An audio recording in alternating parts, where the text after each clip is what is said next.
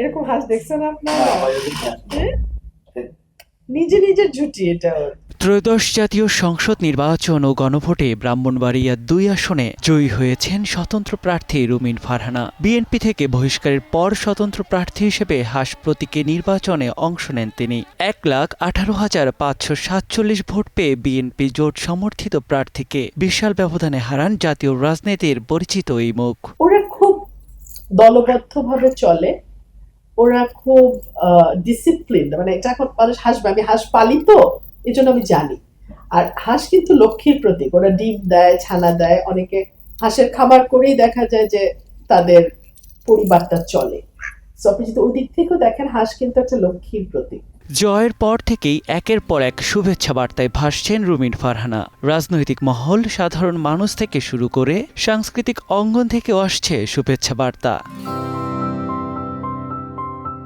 Dhallywood queen Apu Biswas Facebook স্টোরিতে রুমিন ফারহানার সঙ্গে একটি ছবি শেয়ার করে তাকে অভিনন্দন জানিয়েছেন। নারী নেতৃত্বে জয়ে ঢালিউড কুইনের সমর্থন নেটিজেনদের মধ্যে বেশ ইতিবাচক সাড়া ফেলেছে, পাশাপাশি তৈরি হয়েছে সমালোচনাও।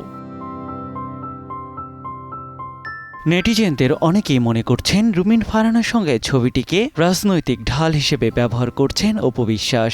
আবার কেউ বলছেন তারকাদের এমন রাজনৈতিক ছবি ও প্রতিক্রিয়া প্রকাশের উদ্দেশ্য বরাবরই নেতিবাচক।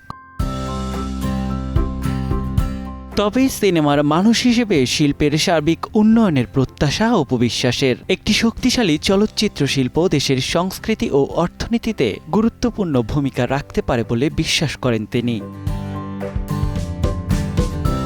অপু বিশ্বাসের ছবি ঘিরে আলোচনা সমালোচনা হলেও সবকিছুকে ছাপিয়ে নজর কেড়েছে রুমিন ফারহানার হাঁস। বিজয়ী হওয়ার পর হাঁস কোলে গণমাধ্যমে অনুভূতি প্রকাশের পর সেখানে ভালোবাসায় ভরিয়ে দিয়েছেন সমর্থকরা। নিয়াত শুভ, সময় সংবাদ, ঢাকা।